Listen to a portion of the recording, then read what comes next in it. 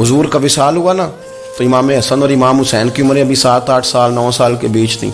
तो हज़रत मौला अली शेर खुदा रज़ी अल्लाह ताला अन्हु के साथ इमाम हसन आए मस्जिद में, तो मिंबर पे बैठे हुए देखा हज़रत अबू बकर सिद्दीक़ को, तो कहने लगे नीचे उतरना, मेरे नाना का मिंबर है। बच्चों को बड़ी पहचान होती है ना अब्बा के कपड़ों की, से पता होता है कि ये मेरे नाना का है, ये मेरे, नीचे उतरो, ये मिंबर मेरे नाना का है। तो हज़रत अलीउल मुर्तज़ा ने जल्दी से पकड़ा और पकड़ के फरमाया जरा हुसैन हसन ये क्या कह रहे हो? अब देखें ना बच्चा यहाँ किसी का शोर करे तो मैं आपको जुमा छोड़ के बच्चे की थोड़ी सुनूंगा।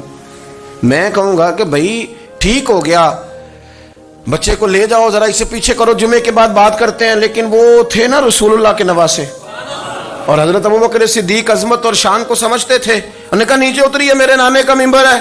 तो हज़रत सिद्दीक़ एक बार नीचे उतर के खड़े हो गए। तो एक जुमला, बाकी बुजुर्गों ने भी बड़ा कुछ लिखा है, पर यहाँ एक बात शाह अब्दुल अजीज मुहद्दिस देलवी ने लिखी है। हज़रत सिद्दीक़ एक बार रो पड़े, कहने लगे हसन अगर मिंबर तेरे नाना का है तो अबू बकर भी तो तेरे नाना का ही है ना, ये को बाहर से तो नहीं ना आया, ये भी तेरे नाना का है। तो हज़रत इमाम हसन हंसने लगे, फरमाने लगे ठीक हो गया, बैठ जाए मिंबर पे, पढ़ाएं जुमा। समझ आ गई है बात की, पढ़ाएं जुमा। आपकी बात की मुझे समझ आ गई है कि अगर मिंबर नाना का है तो अबू बकर भी तो उन्हीं का है ना जनाब सिद्दीक़ अकबर। अपनी जिंदगी वफादारी के साथ, गुलामी के साथ, और अदब नहीं छोड़ा एक मिनट के लिए, एक सेकंड के लिए। रसूल कायनात सल्लल्लाहु अलैहि वसल्लम के अगर कोई बेअदबी करता था तो उन्हें जलाल आता था। आपको एक बात बताऊं, गैरत ना इश्क का हिस्सा होती है। हम बड़े शरीफ लोग हैं, पर हम कहते हैं सारे काम करना, हुजूर के बारे में बात कोई ना करना, ये नहीं हम बर्दाश्त करते। वो किस तरह का आशिक है कि महबूब के खिलाफ बात भी सुन गए, ये इश्क है? ये तो तौहीन की तूने। हज़रत सिद्दीक़ वो बड़े मीठे बड़े ठंडे आदमी थे।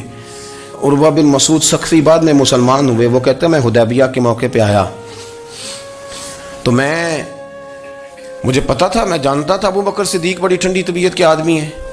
कहते हैं नबी पाक सल्लल्लाहु अलैहि वसल्लम के गिर्द ना मैंने हाला देखा गुलामों का, कोई हाथ बांधे खड़ा है, कोई पानी का कतरा लेने के लिए खड़ा है, कोई वुजू का बचा हुआ पानी लेने खड़ा है। तो चूंकि वो आए थे काफिरों की तरफ से, तो तनकीद करने वाले को कहानियां बड़ी मिल जाती। तो फौरन उर्वा बिन मसूद सख्फी कहने लगे ए मोहम्मद इब्न अब्दुल्लाह सल्लल्लाहु अलैहि वसल्लम आज ये आपके गिर्द खड़े हैं, पर जब तलवारें चमकेंगी तो दौड़ जाएंगे। तलवारों के सामने खड़ा होना आसान नहीं। तो हज़रत सिद्दीक़ एक बार पीछे खड़े थे, नबी पाक ठंडे मिजाज के आदमी, पर बात हुई थी ना सरकार के बारे में, तो दौड़ के आगे आए और इतना सख्त जुमला कहा, कहने लगे जा जाके लातो मनात की शर्मगाह चाट, तू कहता है कि हम हुजूर को छोड़ जाएंगे? मैं नबी पाक के बाकी गुलामों की बात नहीं करता, तेरे पास जितने सूरमे है ना तू सारे लेके आ, और नबी पाक के दिफा के लिए सिर्फ अबू बकर की तलवार ही काफी है। तू ला, तेरे पास जितने सूरमे हैं ला मैदान पे, तू ला ना, तेरे पास जितने सूरमे हैं। तू कहता है ये दौड़ जाएंगे, फरमाया तूने अभी हमारा रुख देखा नहीं ना, तू आ ना जरा मैदान में, मैं तुझे अकेले को बताता हूँ कि किस तरह हुजूर का दिफा किया जाता। उर्वा बिन मसूद सख्फी कहने लगे ये कौन है? देर के बाद मिले थे ना, ये कौन है? उन्होंने कहा ये अबू कहाफा के बेटे अबू बकर सिद्दीक़ हैं। तो उर्वा बिन मसूद कहने लगे ये तो बड़ी ठंडी तबीयत का बंदा था। उन्होंने कहा ठंडा ही है, हम शरीफ बड़े हैं पर हुजूर के गुलामों के लिए, और अगर आए कोई शरीर, अगर कोई आए तो चलो किसी दरवेश की गल कर लेने। वो कहते हैं इट सिट ते पखड़ा कुआर गंदल, फिर असी और भी बूटियां जानने, फिर हमें सारा पता है, फिर हमें ना सारे तरीके, इट सिट ते पखड़ा, फिर असी और भी बूटियां जानने, फिर ना हम कर लेंगे हल, हमें वो हल करना भी आता है। लेकिन शरीफ उसके लिए जो रसूलुल्लाह का अदब करे, जो नबी पाक की।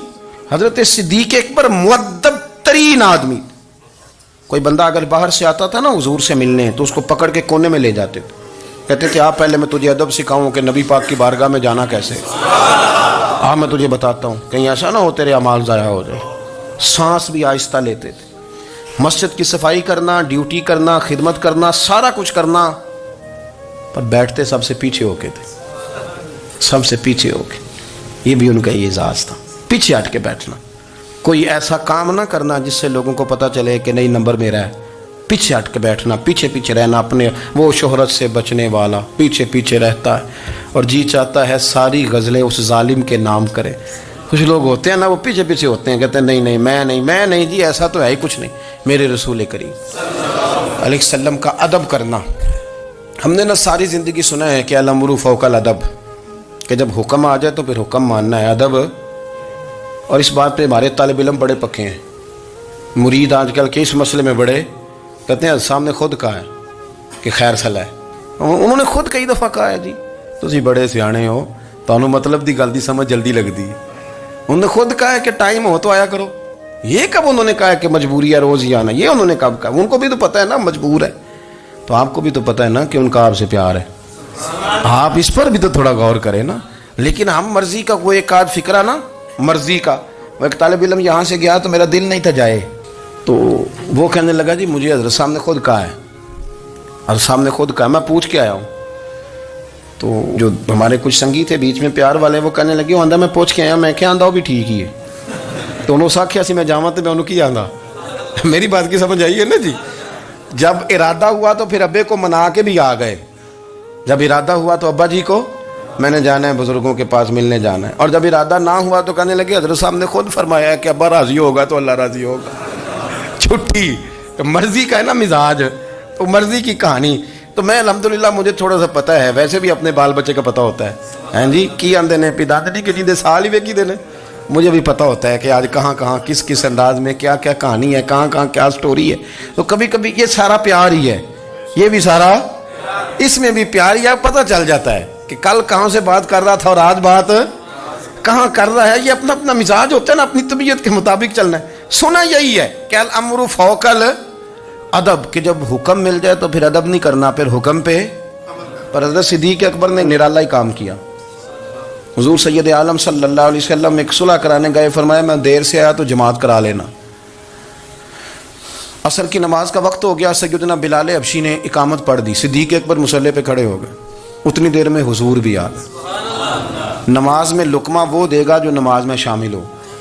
ٹوٹیوں پہ کھڑا بندہ لقمہ نہیں دے گا، پہلے وہ آ کے اللہ اکبر کا شامل ہو پھر لقمہ دے. حضور آئے، صحابہ نے ہاتھوں پہ ہاتھ مارنے شروع کیے، اطلاع کر رہے ہیں کہ لوگوں حضور آ گئے.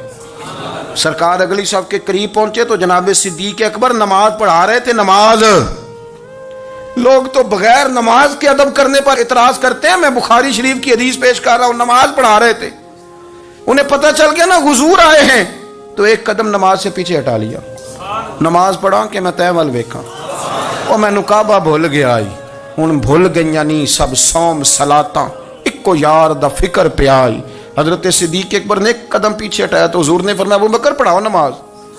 پھر دوسرا قدم پیچھے ہٹایا تو فرمایا پڑھاؤ نماز. تیسرا قدم پیچھے ہٹایا. ہم نے آج تک یہی سنا ہے کہ حکم ہو جائے تو حکم ماننا ہے، ادب. اور ہمارے ہاں یہی ہوتا ہے، پھر لوگ حکم ہی مانتے ہیں، پھر ان کو ادب بھول جاتا ہے. لیکن جناب صدیق اکبر 3 دفعہ حکم آیا پر پیچھے ہٹ گئے. حضور مصلی پہ گئے، نماز پڑھائی. نماز کے سلام کے بعد نا حدیث میں مختلف حکم آیا، استغفار پڑھو، اللہ اکبر کہو، آیت الکرسی پڑھو، 33 بار سے مختلف اذکار آئیں. پر حضور نے آج کوئی ذکر نہیں، کوئی وظیفہ نہیں. سلام پھیرتے کہ ابو بکر میں نے جو 3 دفعہ کہا تھا نماز پڑھاؤ تو پڑھائی کیوں نہیں؟ ایک دفعہ نہیں 3. کبھی کبھی ہم بھی ناراض نہیں ہو جاتے، تینوں 100 بار ہی آکھیا ہے، کہا 3 دفعہ جو کہا تھا نماز پڑھاؤ تو پھر پڑھائی. تو حضرت صدیق اکبر رو پڑے، ہاتھ دونوں باندھ دیے، گھٹنے زمین پہ رکھ دیے. عرض کرنے لگے کیا جملہ ہے، کیا ترتیب ہے. عرض کرنے لگے یا رسول اللہ، ابو قحافہ کے بیٹے کی اتنی بھی جرت نہیں کہ مدینے والے رسول کو نماز پڑھائے. میں اتنا بھی جرت مند نہیں ہو گیا حضور، میں کیسے آپ کے آگے کھڑا رہتا اور آپ میری، یعنی عین نماز کی حالت میں، عین حالت نماز میں بھی ادب. نماز پڑھا کہ میں تیم وال ویکھاں. ان کا با بھول گیا، میں نے بھول گئی نہیں سب سوم صلاتاں، اکو یار دا فکر پہ آئی. دوستو حضرت ابو بکر صدیق رضی اللہ تعالیٰ عنہ کا عشق، ان کا پریم، ان کا پیار، ان کی باتیں. ایک دن نا حضور کے وصال کے بعد اچانک نہ اس طرف جا رہے ہیں، خاصے مسجد سے دور چلے گئے. تو حضرت عمر تھوڑا طبیعت کو جانتے تھے، جناب عمر پیچھے دوڑے، کہنے لگے کدھر جا رہے ہو؟ چپ کر گئے. کیا ہوا؟ کدھر جا رہے تھے؟ ابو بکر سیانے بندے ہو، امیر المومنین ہو، کہاں جا رہے؟ تو رو پڑے. کہنے لگے ایک دفعہ نا حضور سفر پہ گئے ہوئے تھے تو اس طرف سے واپس آ گئے تھے، تو مجھے خیال آیا شاید اس طرف سے آ نہ رہے ہوں. حضرت عمر رو پڑے. کہنے لگے ابو بکر اب تو حضور نے پردہ کر لیا، جنہاں دے دل بر جانی وچھڑن، کون روے پھر تھوڑا. سب روگاں دا روگ محمد جس دا نام. آپ ساری سیرت کی کتاب میں پڑھ لیں گے تو ابو بکر صدیق کا وصال کس بیماری سے ہوا. لوگوں نے قول کیے ہیں کہ وہ سانپ کا زہر آ جاتا تھا، فلاں چیز تھی، لیکن کو بندہ وجہ تلاش کر سکا؟ کیا وجہ تھی وصال ہو گیا؟ کیا بیماری تھی؟ کیا تکلیف تھی؟ باقی وجوہات آپ کو ملیں گی. حضرت عثمان غنی شہید ہو گئے، حضرت عمر شہید ہو گئے، مولا علی، ابو بکر صدیق چلے گئے 63 سال کی عمر. وجہ کوئی نہیں بتائے گا. جب شدید بیمار ہوئے تو حضرت عمر فاروق نے ایک طبیب بلایا، وہ بڑا سیاںا تھا. اس نے سارا چیک کیا تو نباز تھا. کہنے لگا یار کوئی بیماری تو سمجھ میں نہیں آتی. تو حضرت عمر تھوڑا سا جلال میں، یرانہ تھا نا، جلال میں کہنے لگے ابو بکر مسئلہ کیا ہے؟ دن بدن کمزور ہوتے جا رہے، نماز پڑھانے کھڑے ہوتے تو ٹانگیں کانپتی ہیں، مسئلہ بتائیں کیا ہے؟ طبیب اتنا بڑا ہے، یہ تو بندہ کا چہرہ دیکھ کے بیماری بتا دیتا ہے، اور یہ کہہ رہا ہے کوئی بیماری نہیں. تو حضرت صدیق اکبر خاموش ہیں. پھر حضرت عمر کہنے لگے ہم سارے آپ کی وجہ سے چلتے ہیں، لوگ سارے پریشان ہیں، آپ حضور کے جانشین بتاتے کیوں نہیں؟ جب تیسری دفعہ کہا تو حضرت صدیق اکبر کہنے لگے عمر زیادہ باتیں نہ کر، تجھے پتہ نہیں مجھے کیا بیماری ہے؟ نہیں پتہ تو میں بتاؤں؟ نہیں پتہ تجھے، بول. تو جناب عمر رو پڑے. کہنے لگے ابو بکر مجھے پتہ ہے، آپ کا دیدار کے بغیر کام نہیں چلتا. وقت نا لمبا ہو گیا، چر ہو گیا، میں ترلے لیندے ہاں. کدی موڑ میرے ول باگا، خواب میری وچ ایک وار جہاں میں ساری عمر نہ جاگا. مجھے پتہ ہے آپ کے مرض کا، پر ابو بکر امت کو ضرورت بھی تو ہے نا. تو حضرت صدیق اکبر کہنے لگے بس ہو گئی ہے، اب میری وصیت یاد رکھنا، جب میں دنیا سے جاؤں تو اٹھا کے میرا جنازہ قبر رسول پہ لے جانا، اور پہلے پوچھ لینا کہ ابو بکر حاضر ہے، اجازت ہو تو مجھے دفن کر دینا، ورنہ جنت البقیع میں. تو لوگ کہتے ہیں ابھی جنازہ ہی رکھا ہی تھا کہ دروازہ اندر سے خود بخود کھل گیا، اور آواز آئی اب دیر نہ کرو، محبوب کو محبوب کے ساتھ ملا دو. پانی پر نہ سہیلیاں رنگا رنگ کڑے، اسی پر یا اس دا جانی ہے جس دا. میں نے شروع میں ایک بات کی تھی کہ اپنی خواہشات کو نا حضور کا غلام بنا دیں، سوچیں سمجھیں کہیں وہ لفظ جو مدینے والے رسول کو پسند ہیں، پھر دیکھنا مسلمان ہونے کا مزہ آئے گا، پھر ذائقہ نصیب ہوگا. اللہ ان کے درجات بلند فرمائے. آخر دعوانا